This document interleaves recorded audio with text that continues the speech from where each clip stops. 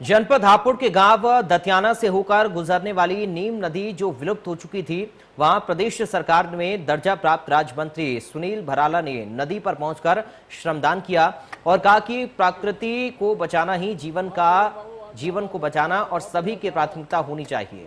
वहीं प्रदेश की राजनीति पर चर्चा पर सुनील भराला ने कहा कि विपक्ष दिशाहीन हो चुका है। 2022 के विधानसभा चुनाव में भारतीय जनता पार्टी प्रदेश में 300 से ज्यादा सीटें जीतकर दूसरी बार सरकार बनाएगी।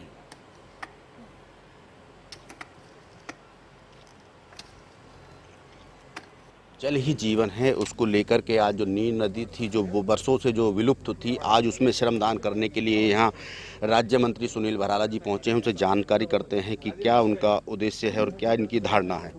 सर, ये जो आप नील नदी पे श्रमदान करने के लिए पहुँचे हैं, क्या क्या?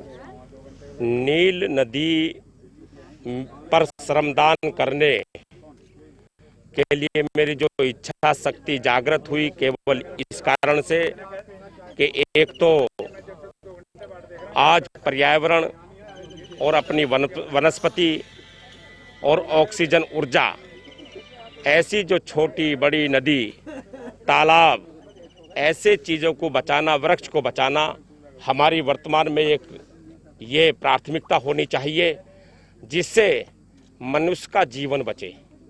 सबसे पहले जीवन रक्षक ना तो कोई दवाइयाँ हैं, ना ऐसी कोई औषधि बनी है, केवल ये प्रकृति जो है यही जीवन रक्षक है।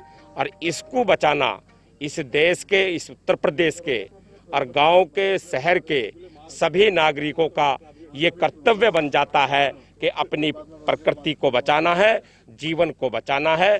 तो नील नदी को पूरा इसको करके और अपने जो ऐसे तालाब हैं जो लोगों ने कब्जा कर रखे, उनको कब्जा से हटा करके उनको भी खोलने का अभियान चलाना चाहिए।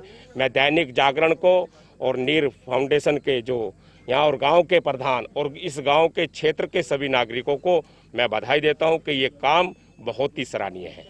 सर, एक चीज़ और जानना चाहूँगा कि जो वर्तमान परिस्थितियों में एक राजनीति की चर्चा थोड़ी कर लेते हैं कि विपक्ष आक्रोशित है और भाजपा में भी जो है जो शीर्ष नेतृत्व है, कभी मुख्यमंत्री जी दिल्ली होते हैं और कभी जो है जो संगठन मंत्री हैं वो प्रदेश में लखनऊ होते हैं। तो इस पर क्या चल रहा है, क्या है ये सर?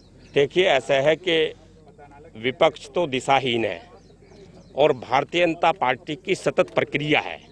हमारे यहाँ जो मिलनसार है, पार्टी के संगठन की नीति है, जैसे केंद्र स्तर पर पूरे भारतवर्ष के अंदर हमने जिस प्रकार का एक अभियान सेवा ही संकल्प है, इसको लेकर के और जो कोरोना में जो लोग पीड़ित हुए हैं और जो इस प्रदेश की जनता को भारी परेशानी का सामना करना पड़ा इस महामारी से, हम उनके परिवारों में एक अभियान के रूप में जा रहे हैं।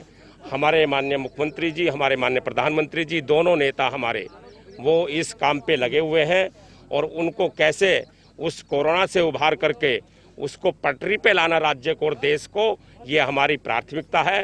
राजनीति हमारा दूसरा पहलू है, वो पायदान दूसरा है। हम राजनीति से नहीं सर, कुछ बदलाव होगा मंत्रिमंडल में या संगठन में, कुछ फेरबदल होगा? भारतीय जनता पार्टी में बनने के बाद में समय पे ही बदलाव होते हैं। संगठन के चुनाव भी समय से होते हैं और विधानसभा और लोकसभा के जो आम चुनाव है उसी में सब निर्णय होते हैं। ये सब केवल मीडिया की खबरें हैं, उस मीडिया से खबरें से उसमें कोई दम नहीं है। 2022 में क्या स्थिति रहेगी भाजपा की? भारतीय जनता पार्टी 300 पार लेकर फिर आएगी। 300। तो ये थे हमारे साथ सुनील भराला जी, राज्य मंत्री हैं उत्तर प्रदेश सरकार में, जिनका साफ तौर से कहना था कि ये जो विपक्ष की जो आरोप जो इन्होंने लगाए हैं तो वो निराधार हैं और जो सरकार है वो 300 प्लस 2022 की जो सरकार आएगी वो 300 प्लस आएगी। इंडिया न्यूज़ के लिए हापुड़ से प्रवीण शर्मा की रिपोर्ट।